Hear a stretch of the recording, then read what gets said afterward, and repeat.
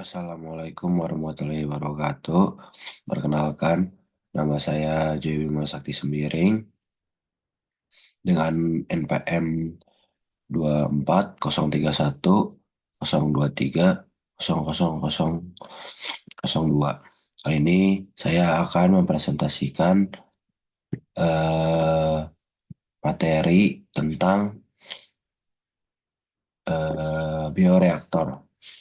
Nah, jadi kita langsung masuk aja ke presentasi saya atau materi yang akan saya jelaskan tentang bioreaktor. Yang pertama, saya akan menjelaskan apa sih itu bioreaktor. Nah, jadi itu bioreaktor itu merupakan suatu alat dalam agroindustri. Nah, karena kita terjerumus di dalam agroindustri, jadi saya mengarahkannya untuk agroindustri ataupun bisa dengan alat biologis lainnya gitu.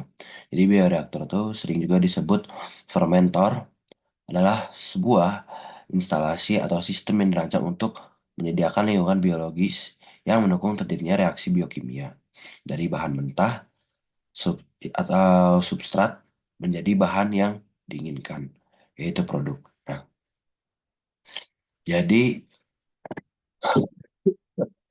apa aja sih bioreaktor tuh kayak fungsinya? Nah, jadi fungsi reaktor tuh ada pengolahan limbah. Nah, pengolahan limbah tuh, jadi bioreaktor ini dapat mengubah limbah organik dari industri pertanian seperti kotoran ternak dan sampah organik menjadi pupuk organik dan energi. Lalu ada produksi pupuk organik. Nah, jadi bioreaktor ini juga memiliki fungsi untuk memproduksi pupuk organik, yaitu karena penggunaan pupuk organik ini mengurangi ketergantungan pada pupuk kimia yang dapat berdampak negatif pada kesehatan lingkungan. Nah, lalu juga ada fungsinya tuh untuk menunjang reaksi biokimia. Nah, untuk menunjang reaksi biokimia itu, jadi bioreaktor ini tuh dia mempengaruhi gimana eh, terjadinya reaksi biokimia gitu. Jadi adalah caranya dengan mengontrol parameter suhu, pH, dan oksigen dan agitasi atau pengadukan untuk menunjang reaksi biokimia. Lalu ada memfasilitasi pertumbuhan. Nah, itu tuh bioreaktornya tuh akan menyediakan kondisi lingkungan yang ideal. Farm atau bioreaktornya juga akan memastikan mikroba atau sei yang ditumbuhkan dapat berfermentasi dengan efisien dan menghasilkan produk yang diinginkan. Lalu ada mendukung metode metode pertanian berkelanjutan, yaitu bioreaktor ini menunjukkan bahwa penggunaan bioreaktor ini dapat meningkatkan laju pertumbuhan tanaman dan hasil panen, sehingga dia mendukung metode pertanian yang berkelanjutan. Lalu diversifikasi sumber energi, yaitu bioreaktor ini gas yang dihasilkan dari proses fermentasi dalam bioreaktor ini dapat digunakan untuk berbagai keperluan seperti energi, seperti pencahayaan, memasak, dan pergerakan dalam alat pertanian.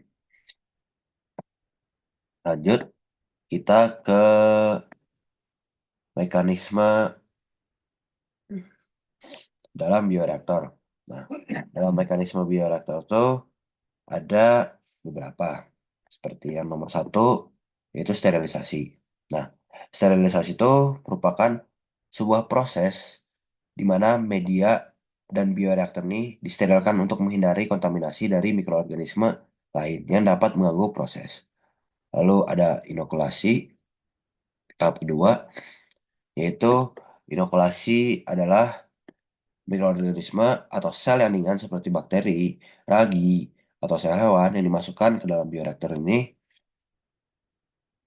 berisi media nutrisi sesuai kebutuhan untuk mendukung pertumbuhan dan metabolisme. Nah, terus lanjut lagi, ada kontrol lingkungan. Nah, kontrol lingkungan ini, kondisi ini dikontrol secara otomatis untuk memastikan lingkungan terbaik bagi pertumbuhan sel atau mikroba dalam bioreaktor. Nah, lalu ada pertumbuhan,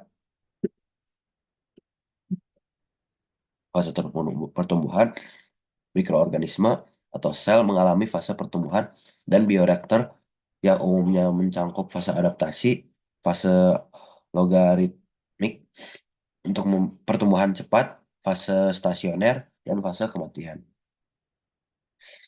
Lalu ada mekanisme yang lanjutnya produksi dan metabolit.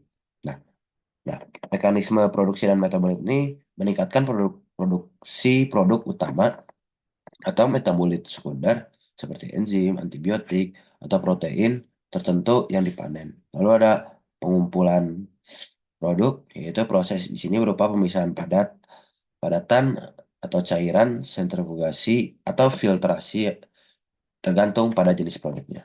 Lalu ada pemurnian dan downstream processing, yaitu produk kemudian dimurnikan melalui tahap pemisahan, lebih lanjut, dan downstream processing untuk mencapai kemurnian dan kualitas yang diinginkan, terutama dalam produk farmasi atau enzim.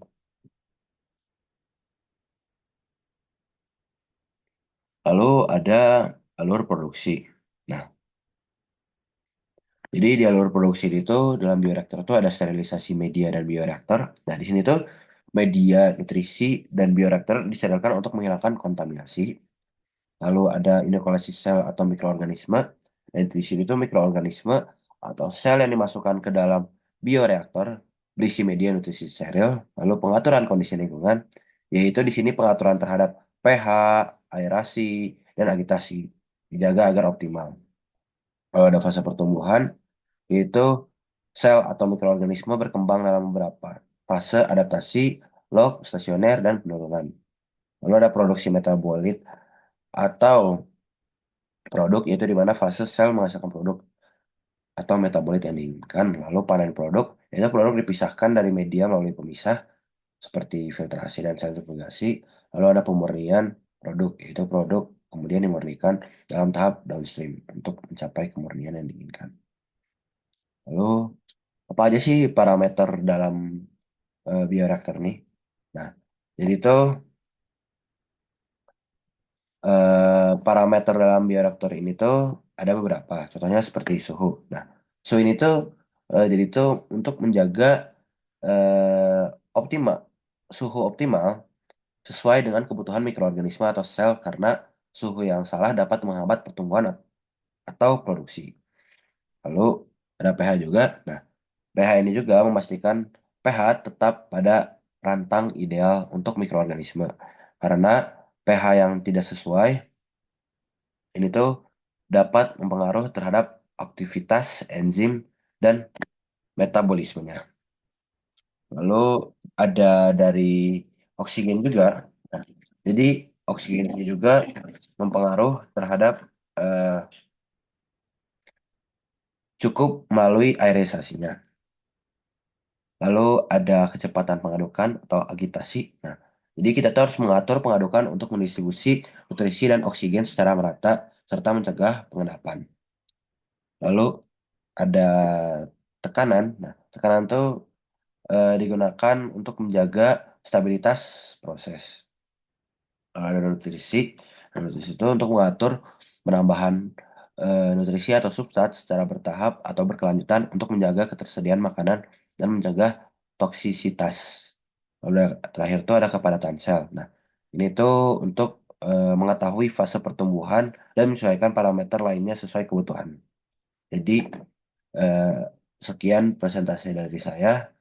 Wassalamualaikum warahmatullahi wabarakatuh.